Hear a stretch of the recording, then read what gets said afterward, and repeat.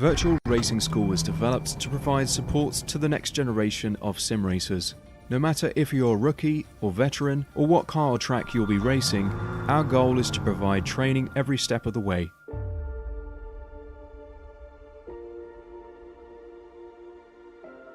We found that iRacing can be quite difficult without proper training. There needed to be a way to prepare for on-track racing. With VRS, you can literally learn from the best sim racers in the world, including 4-time NASCAR iRacing World Champion Ray Alfalla. And Ray Alfalla is a 4-time champion of the NASCAR Peak Antifreeze iRacing Series. 3-time iRacing Grand Prix World Champion Martin Kroenke. Martin Kroenke becomes a 3-time world champion. Rallycross World Champion Mitchell de Jong. Mitchell de Jong is now champion for the iRacing Rallycross World Championship Series. And many other top sim racers. Data packs include everything you need to start learning. Our World Championship coaches create the data packs by setting a hot lap or a series of fast laps for you to compare, analyze, and replicate. Data packs also include a tutorial where the coach points out techniques they use to hit the fast lap. This gives you access to the latest driving techniques and setups before you even hit the track. Sign up for a free account and download the VRS telemetry logger. With this application running seamlessly in the background, your laps automatically start syncing to the VRS website. From there, you can analyze and compare 2 laps of your choice, whether it's your data, the coaches, or your teammates.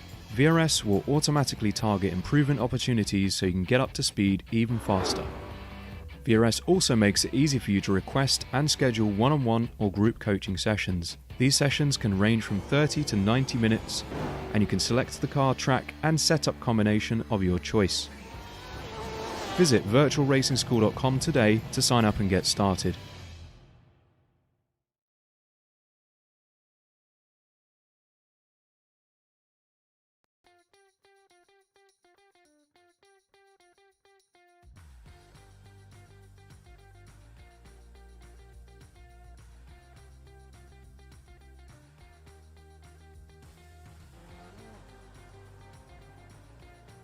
Welcome, everybody. Welcome to the Spec Racer Ford Weekend Warriors, presented by RaceVoice. What a race we have for you today, coming to you from the beautiful Long Beach circuit in virtual California. It is going to be a great race today, as we just see pictures of the hairpin there. That is going to be a challenging section of the track, no question about it.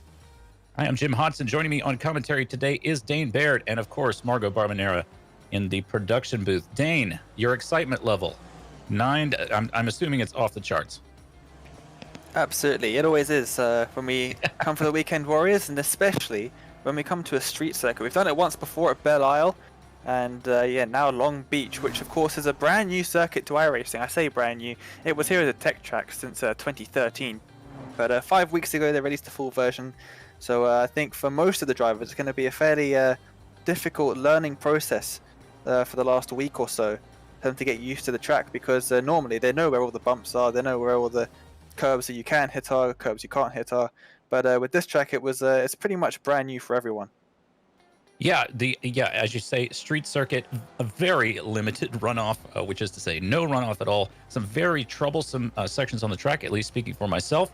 I did a couple of races here on this track with this car this morning, and the results were disastrous, Dane. You would have been just ashamed of my performance. I should say, before we get too far into the broadcast, thank you so much to our sponsor for today, RaceVoice. RaceVoice is proud to be the exclusive sponsor of the Weekend Warrior Spec Racer Ford Racing Series. Take your driving to the next level with on-track audible performance alerts with RaceVoice and RaceVoiceSIM. That is critical, such a big help. You can hear miles per hour, turn entry and exit speeds, upshift alerts, and other performance metrics which are selected and configured by you. Go faster with the speed of voice. Plus, Weekend Warriors get 50% off annual pricing using the promo code of WW50. Check them out at racevoice.com, www.racevoice.com. I love that stuff, you know, having those audible alerts for upshifts and things like that in my ear, because I often don't remember to do it with my hands, Dane. Yeah, absolutely. With so much going on, when you're busy in the cockpit of sim racing machine. But yeah, it's definitely helpful out there with all the drivers, and especially when you've got a lot of other cars on track to also have to keep in the back of your head. Yeah, well, it also just gives you the ability to shift at what you consider to be, the optimum, rev point. So it's pretty handy rather than just guessing, especially in these cars in Spec Racer Ford. When you're looking at the dash, you're looking at the tach and you get, it says 60 for 6,000 RPM, but there's not too much more granularity than that. So it's really nice to have something that gives it to you exactly, really helps you get into the flow. And speaking of flow, some very familiar faces on track right now during this practice session. Burbigal and Winner and Sadro, they're the top 3 places so far. Would expect to see a great performance out of all of those folks today, but some of the championship leaders as well near the top of the timing tower. So let's talk about standings, shall we? Let's have our Spec 1 standings, if that suits everyone. Your championship leader is, of course, Aero Nam at 272 points, followed by Maurizio Naselli. Had a little bit of a rough start to the season, did Naselli, but coming back strong. Yangshi Lin in P3, followed by Jason Perry. Antonio Race, new to Spec 1 from Spec 2 last season. Forens Arabian, Josh Arnold, Bobby West, and Dominique Burrow down in 9th, followed up by David Bohm. And in Spec 2, your leader in Spec 2, of course, Miro Hraski, followed by Nico Shook, Paul Jackson, Bob Kern in 4th place, Brett Nordstrom, Claudio Vacalebre, Tom Gradwell, Brian D. Short in 8th place, Jeremy Lewis, and Vogeli Brem there in 9th place. And I believe that is the end of the image. We don't have a 10th place in Spec 2 for some reason. Well, anyway, the long and short of it is that we are going to have quite a race today. Now, lots of interesting spots on track. Long Beach is, as we said, just, it's a super challenging track, not least of which being that hairpin, turn 11, that as we're looking at right there, the very last turn before the start-finish line. It's a little bit worrisome, isn't it, Dane, that someone could have an incident there and cars behind will be utterly blind and will cause the incident, cause even more trouble as we're riding along here with Dobek as he handles turn 11, that hairpin. He handles it expertly, but you can see how, and then of course there's the dive into the pits as we see Dobek have to handle that. So it's a really technically challenging part of the track. And then at the other end of the track, we have the fountain. So yet another challenging part of the track. Yeah, massive choke point is the fountain. Interestingly, something that was brought to my attention a couple of weeks ago. In no real-world race at the Long Beach Street Circuit in its current configuration has a driver crashed in the fountain section. Wow. Which is quite insane if you think about it, because that's probably the most likely place you'd think someone would crash, because it's just so tight through there. But no, they all take it very cautious, and no one has ever actually crashed in real life at the fountain. Well, it strains the bounds of belief. But what does not strain the bounds of belief is to see Rafael Burbigal at the top of the results, ready to grid up in P1, joined by Aero Nam, your championship leader so far, and Forens Arabian on row 2 with Maurizio Naselli for company in P4. They are followed by Austin Winner and David Gaspers on the 3rd row, and Jorg Manny and David Bohm on the 4th. Then, of course, Dominique Bureau in P9, Dan Sadro in 10th, Jason Perry in 11th, and Yangshi Lin in 12th. Pardon me, viewers, for getting through this quickly, but I want to mention everyone. In P13, we have Antonio Race, followed by Michael Dobek, Miro Hraski, Ryan G. Walker, Josh Arnold, Tim Van Dormelen, Bobby West, Brian D. Short, Chris Murakami, Thomas Renders, Larry McLeod, and Stephen Elson in 24th position. Following on with 25th position, we have Ian Haycox, Nico Shook, Yuri Cox, Stevie Ray, race organizer Jim McGill, Aaron Vagley, Alessandro Dalladone, Jeff Jacobson, Peter Mizurek, Joost Simpkins, Gary McArvery, and Bell. I missed Bell's first name, so sorry, Bell. That was Ryan Bell. And in 37th position, if we could just, is it possible to back up? It's probably not. But in 37th position, we have Brett Nordstrom, followed by Paul Jackson, Claudio Vacalebre, Mike Knutson, Jeremy Lewis, Jeff Cantor, Andres Bertoni, Adam Bradshaw, David Swig, Hugh Haycox, Arthur Grant, Ryan Walker, Larry McLeod, Joshua Flores, Yangshi Lin, oddly not gridded up yet, and Stephen Mitchell. Last but far from least is Mitchell, as we have already started. So sorry, but Berbergal leads the group down to turn 1, followed quickly by Arabian Nam and Gaspers. Everybody gets around turn 1 well. As we go into the fountain, I'm terrified that there will be a giant pileup back in the pack here, but so far so good, it would appear. As we see a huge snake of cars making their way around the fountain. Around the fountain. Looked like we had a slow car there, but it appears to be continuing no problem. I believe that might be Yangshi Lin just there exiting the pits, as we are back on the lead here with Berbergal, Arabian, Nam, Gaspers, Winner, and Naselli. Nice little lead group there. It appears that they have a slight group.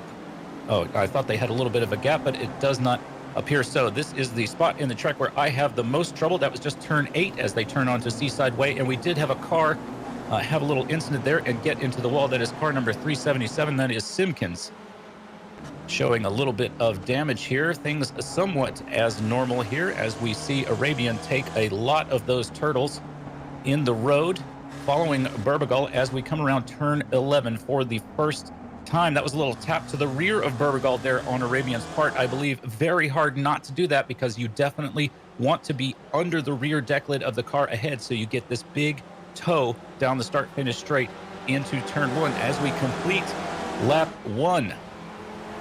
Boy, that was a lot to talk about. I'm very sorry that I missed the start there, guys, but I did want to mention everyone before we got started.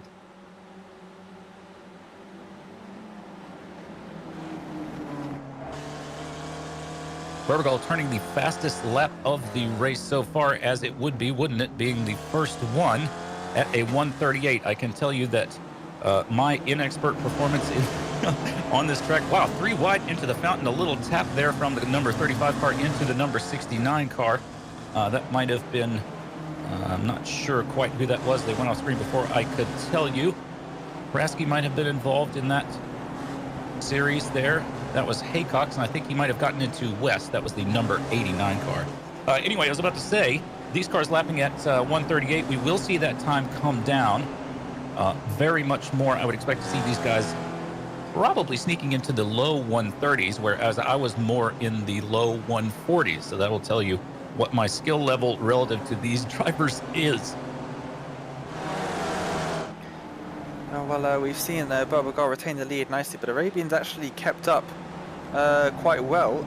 No gap, real gap forming between the drivers. The main advantage is keeping with them throughout the lap, and then you can just stay with them, even coast a bit, lift off the throttle just a bit, give the car a bit of a break as you come down this the longest straight or flat out section of the circuit, as we've got the number 25 machine of Manny. He's got a bit of damage, but interesting, on the first lap we saw a couple of drivers hitting walls in places I didn't really understand how.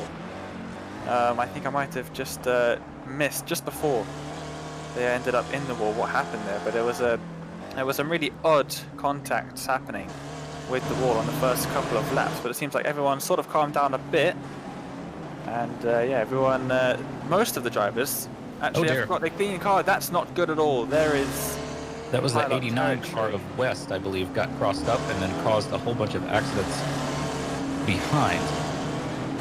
It looked like Krasky might have gotten the wall there. That's car 550 of Short.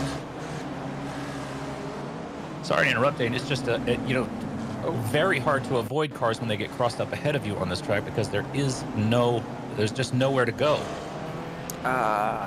89 held the brakes pretty well, actually. The 35 really had nowhere to go.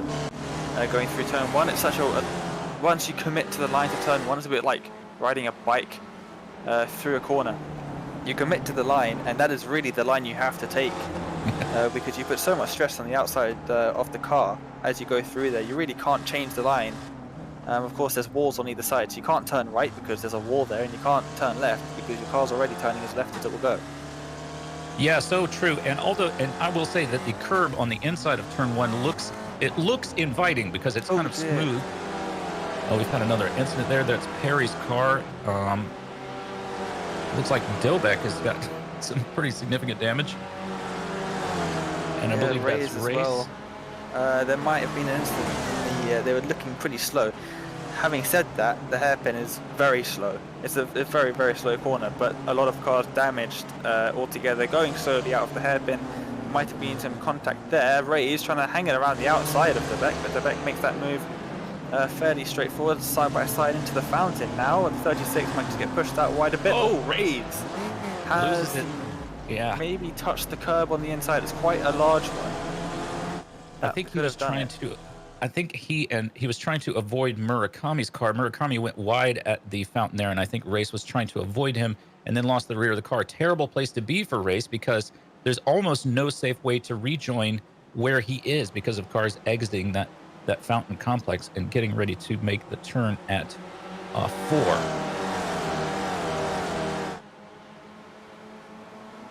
Well, here we are at the end of Seaside Way. That looked like Naselli. No, that was Nam having a little look at Arabian.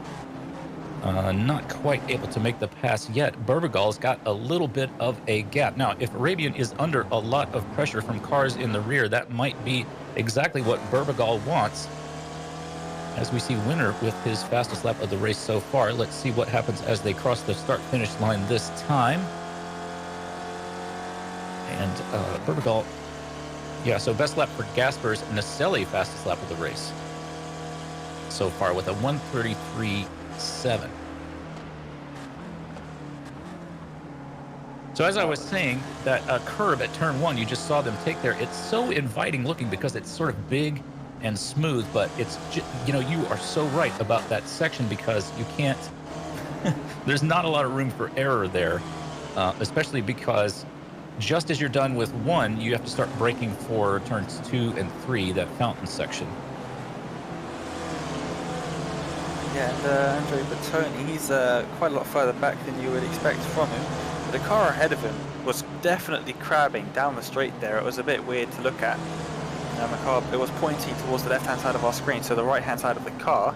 Oh dear. There's been contact up ahead. Jansi Lin just about manages to make it through there, as does the 279 of Nordstrom. Ian Haycox wasn't quite as lucky, and neither was Samuel Dick. He's got quite a bit of damage to that car as well.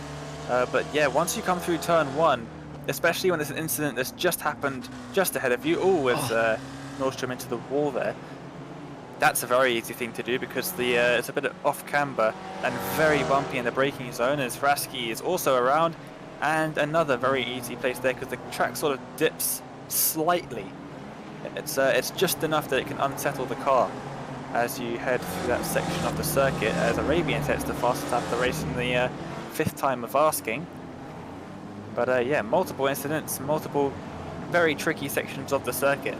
That first incident with Nordstrom, it was so bumpy as the circuit there, it's so easy to just lock up just a bit.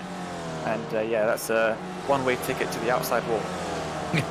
I have a lot of trouble with that section, talking about turn 5 there. So you go through the fountain. 4 is, I like 4. It's a nice kind of on camera, and it's a little bit bigger than you think it is. But that turn 5, just as you say, in the middle, in the apex of the turn, it's kind of a hill, and very easy to lose the car. And there's just no runoff here, so you go straight into the wall. Yeah, big old crest just on the apex of turn 5, so you really have to figure it out. Oh dear,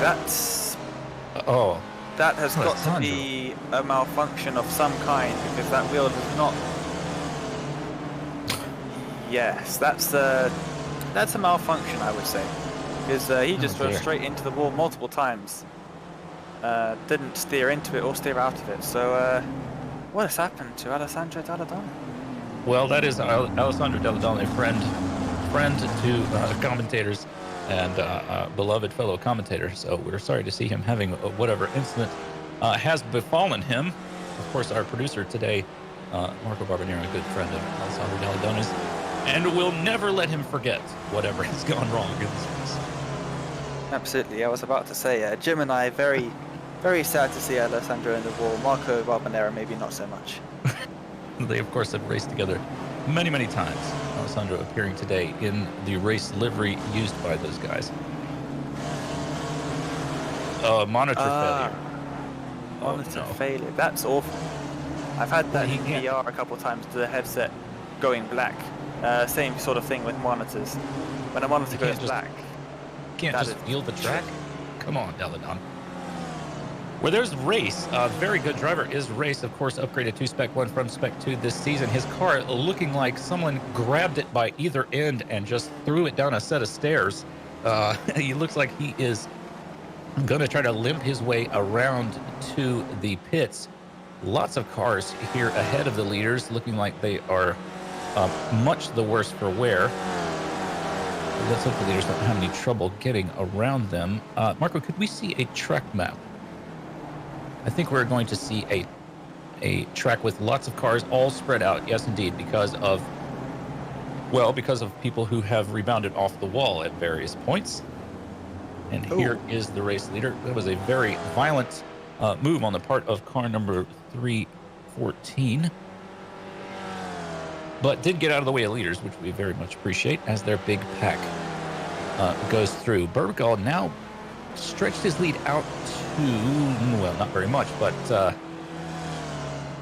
everybody sort of hanging together.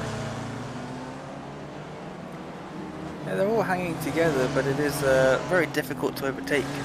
There's not really any sort of long straight as we've seen from rounds prior, such as Okayama with the back straight. That was a really good overtaking opportunity to the hairpin. This is the best overtaking opportunity on the circuit, of course, turn 1, as it so often is. And Arnold's just proved that by going down the inside of Perry. It is a great overtaking opportunity. Of course, there are some mitigating factors. You know, if you get crossed up right there, it is a big problem. And of course, if somebody is coming out of the pits, this track has a very weird, very long blend line there going into turn 1. And if there's anybody coming out of the pits, it can really confuse your day. We're riding on board with Shook, who's looking forward to Elson and Renders. I believe we're just navigating turn 6 here and heading toward 8. Now this is the turn that it just ruins my day every time. I've hit the wall there multiple times over the course of today's practice. Yeah, it's a very tricky corner. Really have to get a late apex just because of the really weird way they've laid out the curbing and, well, the curbing sort of flat, but the curbing and the wall. You really need to get a very late apex, but at that late apex, a lot of bumps and a tiny little dip in the track.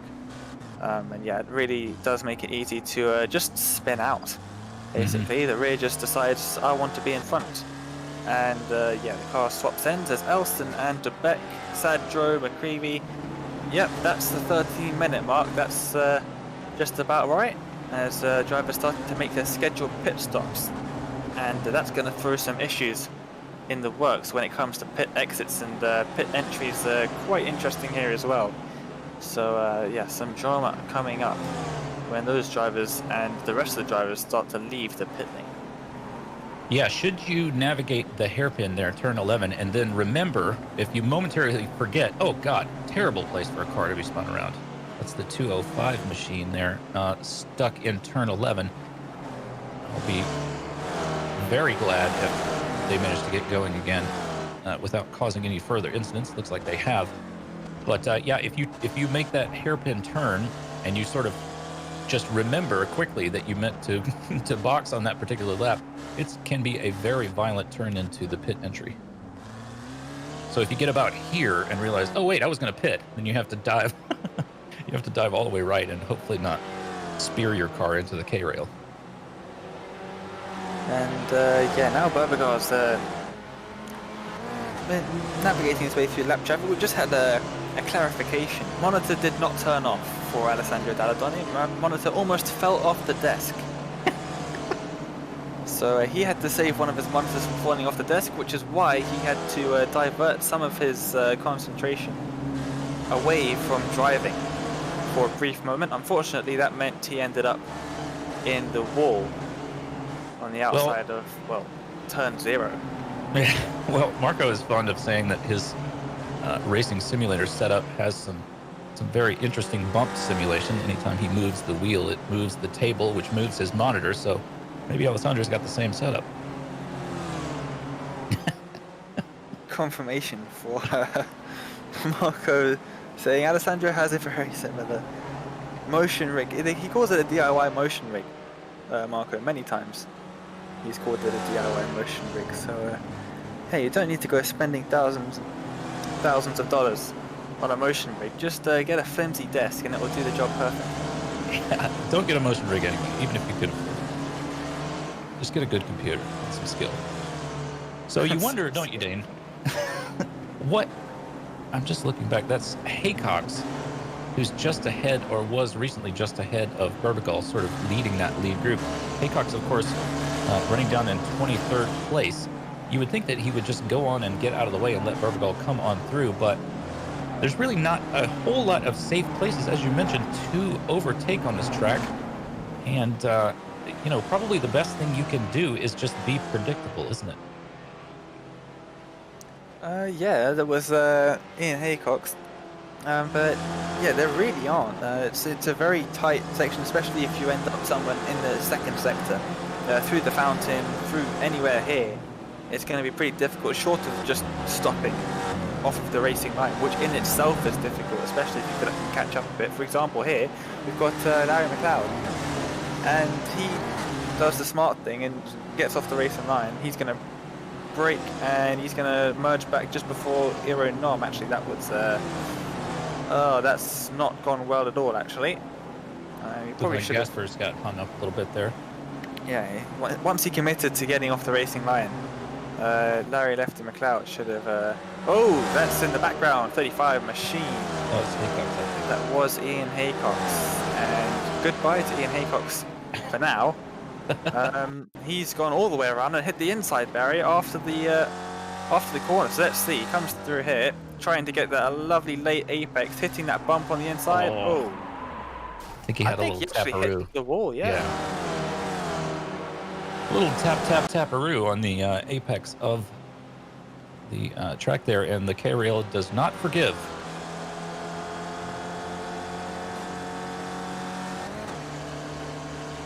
Well, a very challenging track, but it's making for, you know, a very interesting race from my perspective, Dane. Here we see your leaders with a little bit of gap on the rest of the crew. Nom and back. Arabian now 2 seconds ahead of Nom, and there are a couple of back markers in between this group of leaders. That is the number 40 car. I think that's a perfect position for the number 40 machine there. Oh, very close to the wall on the outside, but should be able to get out of the way fairly easily, or not, as the case would seem here. Not making too much of an effort to get out of the way. It's Jeff Jacobson in the number 40. He recently pitted, so he is actually trying to. This is his outlap, I would assume. He's trying to stay as quick as possible, maybe try and make up a couple places with the undercuts. So it kind of makes sense for him to stay out and not slow down and get out of the way of these guys. You know, I mean, I've raced in some series where they want you, if you are a back marker, they want you offline so the leaders can come through. But other series, that's Gasper's just making a dive down the inside at turn 11 and causing an incident. Big incident. That's Winner spun around there, doing his best to get out of everybody's way in a car that's crabbing in reverse. As we see cars slamming themselves into the pit entry.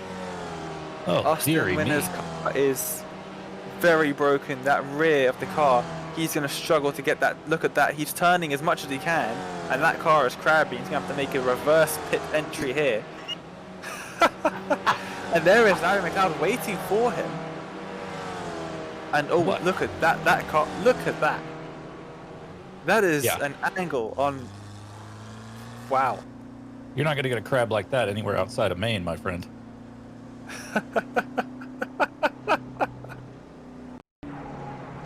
Well, I hope we get a replay, and this must be it as we ride along with Winner. What happened here? So he just got a big old boot to the rear, didn't he? Yeah. Yeah, and then I think Gaspers maybe gave him a bit of secondary contact, and that's really just damaged the rear axle. And that's why the car was crabbing so much. But He tried to turn around, realised there wasn't really a gap for him to turn around, with a lot of drivers on the circuit at the moment. And he had to just end up reversing in, which looked quite hilarious. But that I hope car Winner was, will forgive us that was a for good having a laugh. 30-degree. That was a good 30-degree angle. Oh yeah, he had quite a bit of yaw. I hope you'll forgive us for having a chuckle at that situation, but that was something else. As you see, Spurs might have just ended up in the wall, and he is now straight into the pits. There are worse places to end up in the wall. Yeah, Gasper's car looking very much the worse for wear, but at least it's tracking more or less straight, even if the deck lid is, compromised, shall we say. Here, your leaders Burbigal and Arabian really sticking to the rear of Burbigal's car like a wad of chewing gum. And Nam has done well for himself, has gotten rid of the intervening cars, and will be trying to close up that gap. I have no doubt, especially since, as you can see from the timing tower currently, that place that Nam is trying to wrest away out of the clutches, out of Arabian's clutches, is rightly his by his consideration. Just going by qualifying, of course. Nam will no doubt want to have that back. That very challenging turn 8. Ooh. This is an unmarked car. Now that's interesting. Is that Vogel? Or is it not? It is. Now that is a commentator's worst nightmare. Someone has got a black car and they decided to paint the number on it black. I'm seeing colors. So is Marco. Dane? Perhaps you've caught whatever happened to Alessandro's monitor.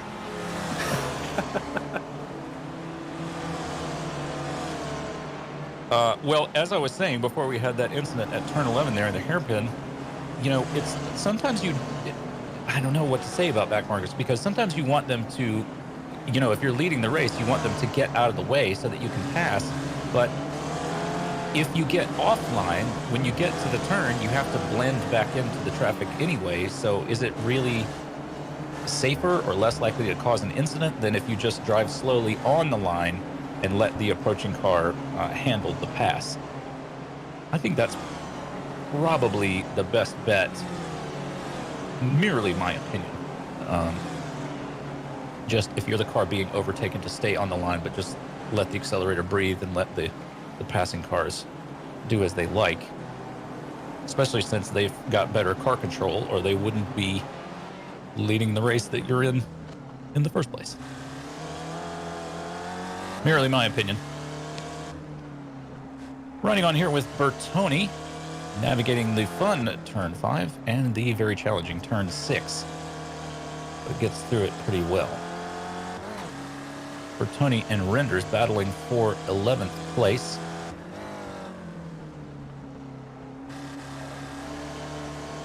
Oh dear.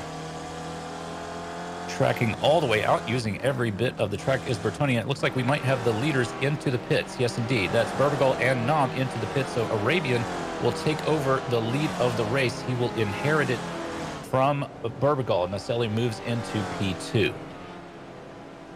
So Arabian will do everything he can to get the fastest possible lap out there. And now, Dane, we will see the pit stop games unfold, won't we? Absolutely. And the pit window has a couple of laps left in it, but definitely not long. So you'd expect those drivers who haven't made their pit stop to be coming in very shortly. A very short stop for Burbigal and Nam. They're both back on their way. They're at the green exit cones. They can start going as fast as they'd like from then on. And now the interesting part, the very odd pit exit merge here at Long Beach. You've got to just keep going. You can turn in, but now you can turn in. Yeah, so what happened to Burbigal there is exactly, the sort of thing that you face, because that blend line is so long. Yeah, that was a punt in the right at that fountain complex. But that blend line is so long, you have to wait for forever, and Burbigal let it go just a little bit too long. But if you abuse it, you'll get a stop-go penalty, and that's the end of your race. Absolutely. He just ran a little bit wide, went into the runoff area, and had to do almost a very acute turn. Try and make his way back through to turn 1.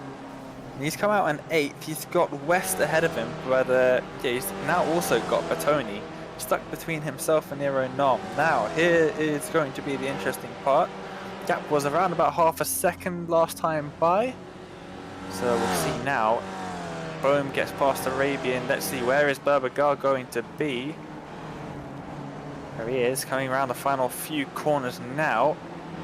And Arabian in the pit. He's been in that pit stall for quite some time. He's now in the pit exit. This is going to be close. Yeah. Well, I think that Berbagal is going to get the better of him just because of that crazy long pit. Let's see. Arabian Oh, no. was... Maybe. There's Arabian right there on the circuit. Oh, they're going to come out side by side. Berbagal realized that halfway through turn 1, Arabian has the best of him. And through the fountain, Arabian's going to take that one. Arabian into the lead. Yeah, I think Berbagal could have been even more aggressive there, but what would have been the point? You know, they just, both cars would have wrecked. But yeah, that has worked out well for Arabian, hasn't it? Well done to him. Arabian was, his pit lane time 48.6 versus Berbagal's 49.07, so not even half a second, is it? Difference between their pit lane times. So Arabian taking over the lead. A lot of tire smoke here. Expecting to see some spun around cars. No spun around cars, but some very beaten up looking cars. I believe that was Bohm into the pit lane. He pits out of the lead. And Bureau now in the lead of the race. Wow, lots of action so far. 27 minutes gone of this 40-minute race as we see Arabian and Berbagal now fighting it out through the hairpin. Berbagal has the inside line. Arabian will, wow, gets into the rear of Berbagal's car. I don't think that, you know, certainly not intentional, just barely any room. And once you commit to the full lock of your steering wheel, there's not a whole lot else you can do with, you know, I mean, that is just a very, very tight turn. Arabian now getting the benefit of the draft, and we'll have a look on the outside at Berbagal at turn 1. Let's see how this goes. Berbagal turns in a little bit late to cover off Arabian and manages to get away with it. No room to pass into the fountain here. So Berbagal back in the sort of provisional lead, if you like, because West, Arnold, and Bureau have not yet pitted. A little bit of a mistake there from Arabian, who's now getting passed by Nam. Or Nam's going to have a look on the inside, excuse me, the outside. I believe that's turn 6. Good move. Yeah, that's worked out well for Nam. Wow. The race giveth and it taketh away, doesn't it, for Arabian, who, you know, benefited so much from his pit, you know, excellent pit exit and pit strategy, but has lost it all now.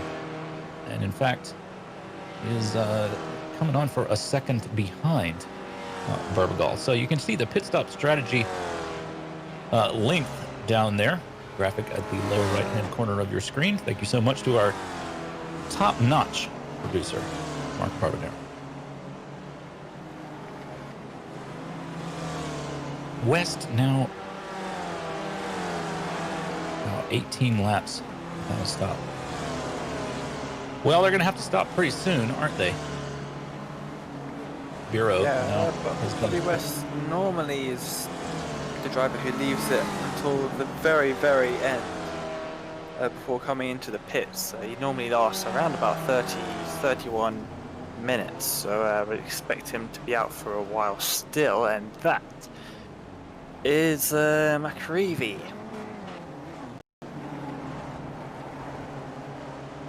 Oh, dearie. He's found himself around just under the brakes, it looks like, and just caught that bit of the barrier that sticks out there a little bit. A bit unfortunate. Yeah, that section, you're sort of, the whole car is in overrun, and you don't want to hit the brakes because you're trying to turn, so you're using every bit of your circle of grip.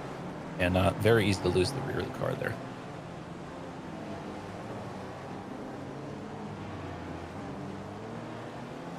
So you can see these stops on the timing tower now. As you can see, our two leaders, Arnold and West, have not yet stopped. And they're not going to stop either.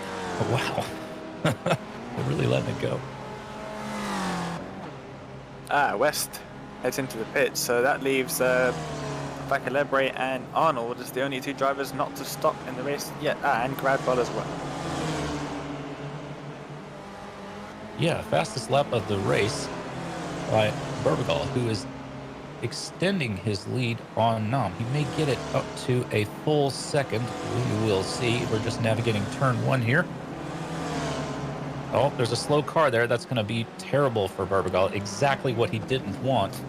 Actually, it's exactly what he did want. He's held up Iro and Nam. Yeah. The 244 being a bit greedy there.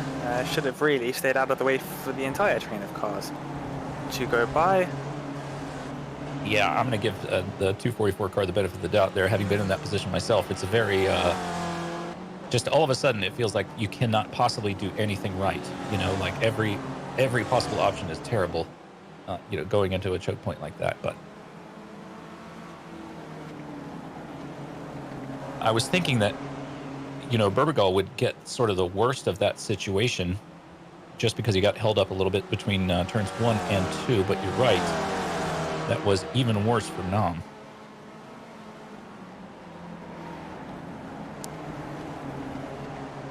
These guys taking a little bit more of those sort of a little bit more road furniture in some of these turns than I was doing, which probably explains why they're lapping at 134 and I was more in the 140 range. I'm learning a little bit about how to better my lap time. Well, you always do when you watch people faster than you. Arnold coming out of the pits, he finally made his way into the pits, and he will come out of the pits right about now as, oh, look at that, Arabian trying to go down the inside of Nom, and Nom swinging it around the outside of turn 1, keeping his second position all the while. Berbigal extending his lead, and he is now back up to the top of the timing tower because everyone else has already pitted at this stage in the race with just about 7 minutes to go. What a race this has been. You know, and continues to be, of course, as we're seeing Nam there under pressure from Arabian. Nam would very much like to catch up to Berbigal, but at the moment, it seems like Berbigal might just be scampering away. If the three of these drivers said to each other, you know, Arabian and Nam, okay, look, guys, down the start, we're gonna have we're gonna have an agreement that down the start-finish straight this time, we're gonna have a little push. And if Arabian got right under Nam's deck lid and just pushed him all the way down the start-finish straight, pushing him in the hairpin was a little bit early on Arabian's part, but if he gets right under Nam's car and pushes him, they might be able to close up some of this time on Berbigal. You can see that gap now at 1.4, nearly 1.5 seconds.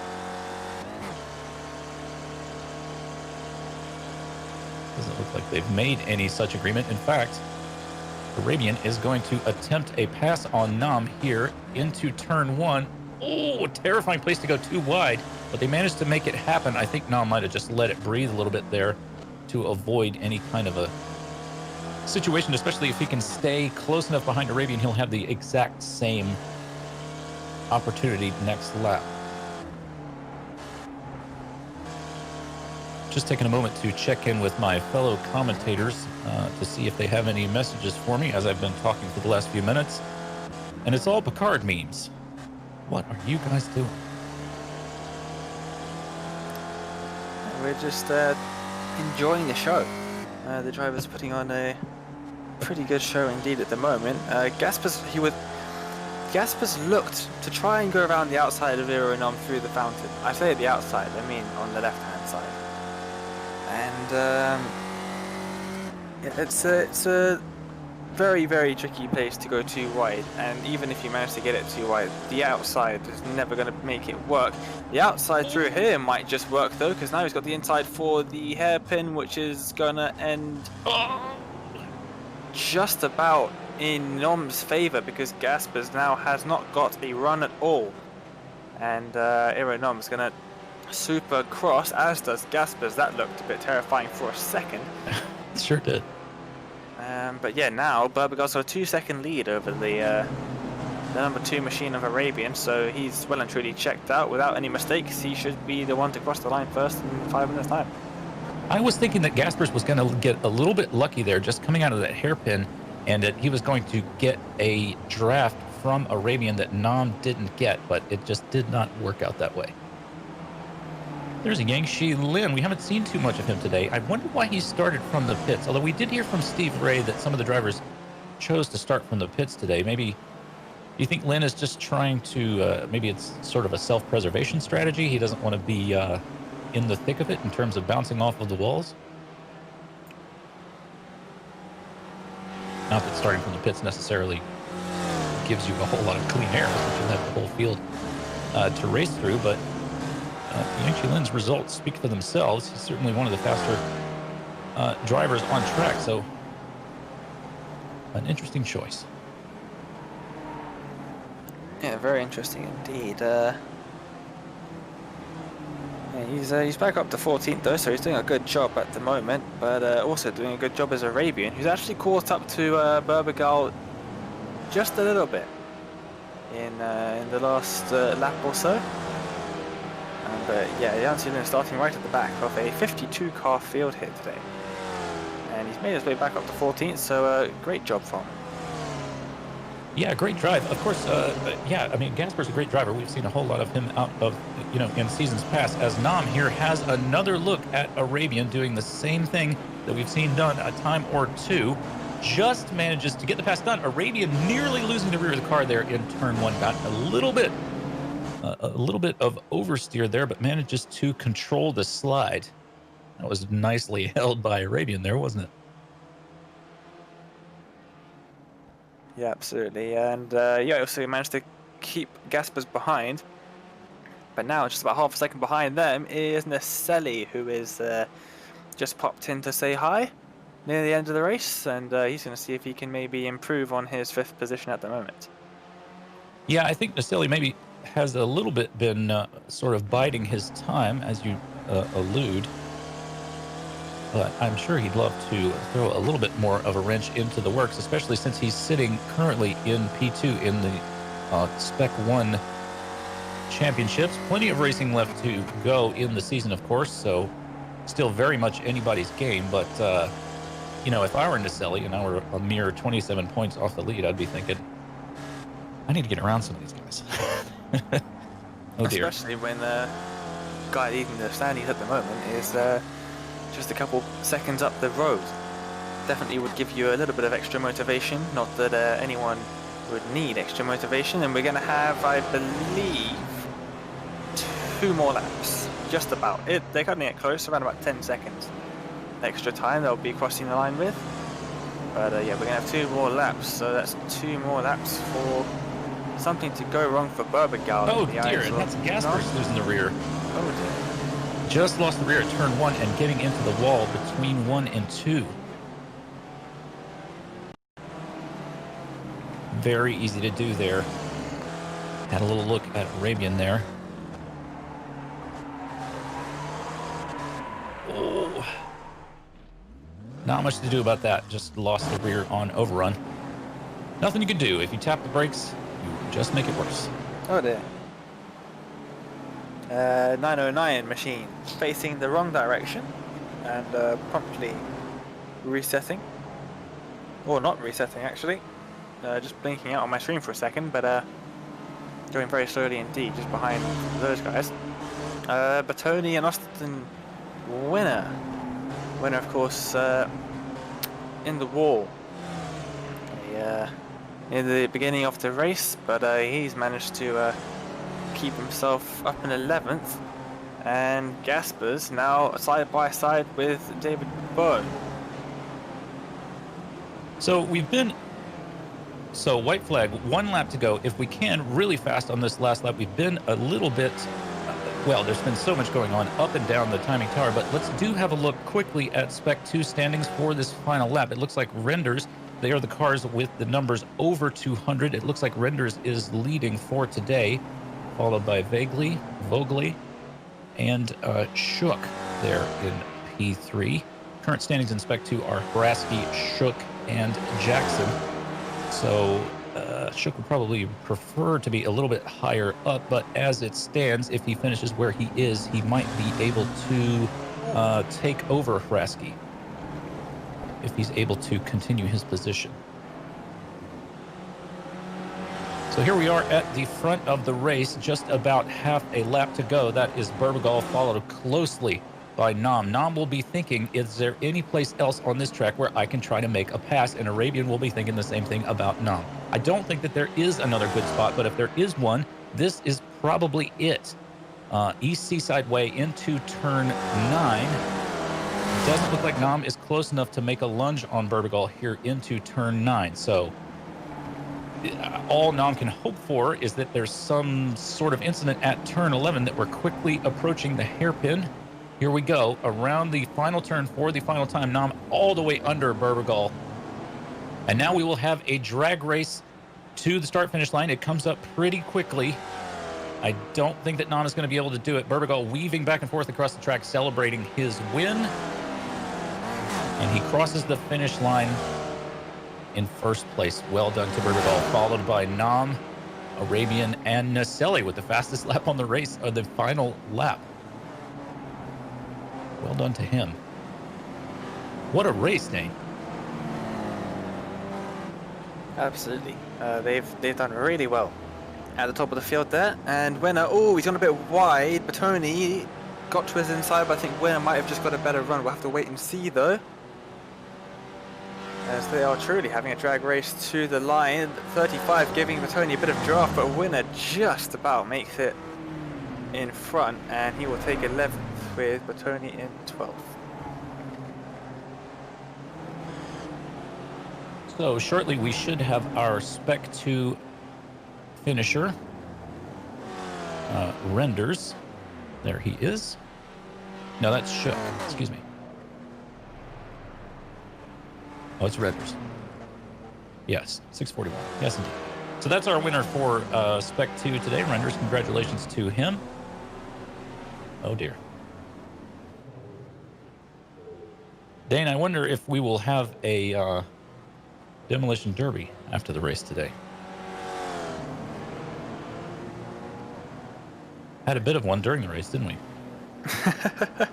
Yeah, all of these cars look like they've already been through the demo derby at the moment. I wonder where they would do it. There's not really a big open space on this circuit. So yeah, I think they're all making their way through, trying to get out of the way of some of the drivers who haven't finished the race yet. But yeah, they're all making their way to some place. So we'll have to wait and see. Well, we're all making our way to someplace, aren't we? Yeah, we're having a nice little cool-down lap. I wonder if we're headed for the hairpin to have just a big old smash-up right there at the hairpin now that the race has finished. Well, here are your results. Yep, there it is. There we go. There is Burbigal's car. Yeah. Oh, man. I hope we can get a sort of a, maybe a chopper shot of that. Goodness. Yep, cars all slamming into turn 11 there. The outside, Burbigal's car has been knocked into one of the nearby counties. It's actually no longer in California. His car has been knocked into the sea. Congratulations to Rafael Burbigal on his win today. He takes it from Nam in P2, followed by Arabian. A great race between these guys. And then Naselli, Gaspers in P5, P6, David Bohm, 7 plates, Dominique Bureau from Sadro in 8th. Didn't hear much from Sadro today, but it looks like he had a great race. Finishing up in P8. In P9 is Josh Arnold, followed by Jörg Manny. Austin Winner had an eventful, if not entirely lucky race, followed by Andres Bertoni, Bobby West, Yang Shilan finishing up in P14. Hugh Haycox, Thomas Renders, Aaron Vagley, and Ryan G. Walker in P18. Walker is followed by Nico Shook at 19th, Jerry McAreevy, Yuri Cox, Miro Haraski in 22nd, Tom Gradwell, Claudio Vacalebre, Ryan Bell in 25th position, Samuel Dick, Jeremy Lewis, and Jeff Cantor in 28th.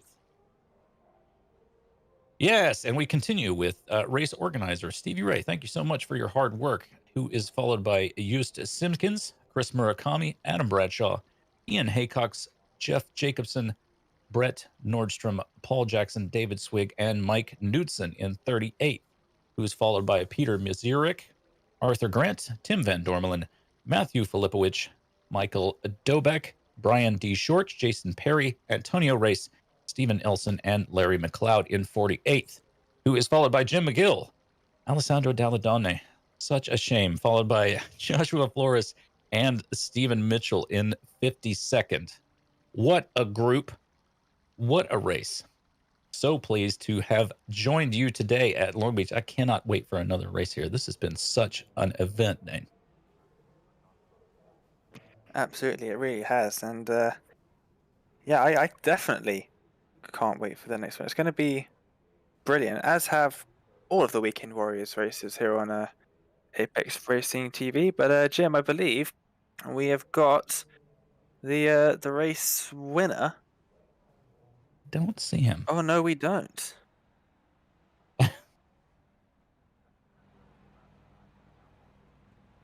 Let's have Iro Nam as our P2 finisher from today. We would love to talk to Burbagall, but he has not yet joined us in the interview waiting area. Let me just move Nam in here. There he is. Iro Nam, how was your race? Congratulations on your P2 finish. It was pretty stressful to stay on the track. Yeah, I imagine it was stressful. What would you say was the most stressful part of the race? The lap traffic and me and Rafael, we had very bad pit exit there. We lost a few seconds there, but the traffic was very hard to the front and too wide. Yeah, looks like you had a slightly shorter pit stop than Burbagall, but only by about maybe 0.2 of a second. But the race, for the most part, seemed like it was between Burbagall and Arabian, but you managed to get around Arabian. How did that happen? I think he hit the wall, so it was slow exit, and yeah, we went too wide a few times, but maybe I had a faster car, at least in the quality, I don't know. Well, this is certainly a track where it's easy to hit the wall, isn't it? Oh yeah, very easy, especially before the end of the race, the car was sliding so much towards the walls. So late in the race there, you, I want to say 2 or 3 laps before the finish, you, Burbagall, sort of passed a lapped car between turn 1 and 2, and then that car held you up at the fountain. Am I remembering that right? Yeah, pretty sure there was so many cars in the front and you can't pass there really much, so yeah. Well, a challenging race to be sure, but you seem to have done well for yourself. You've come out in, ended up in second place, the second step of the podium. You must be pleased with that. Yeah, definitely. That was the plan, to stay on the track and finish. Well, it looks like before the race today, your championship standings were about 27 points. And given that you finished in P2 and Naselli's down in P4, you should have sort of gained a little bit of a lead on Naselli. So that must also be a comfort to you as well. Oh, yeah, but yeah, there's 3 drop weeks, so everybody can still win. So it's a long championship. Yeah, it is. And we love it for that reason. Well, congratulations again on your second place finish, Iro Nam. A great race today. We had a ball watching it. So much going on. Thank you so much. Thank you very much, guys. Well, looking forward to seeing him again. That was Iro Nam, your second place finisher from today's race. Looking forward to yet more Spec Racer Ford racing. I cannot wait for it, Dane. Thanks so much, guys, for joining us. I am Jim Hunson. I was joined today by Dane Baird and, of course, Marco Barbanera. This has been Spec Racer Ford Weekend Warriors. Can't wait to see you next time.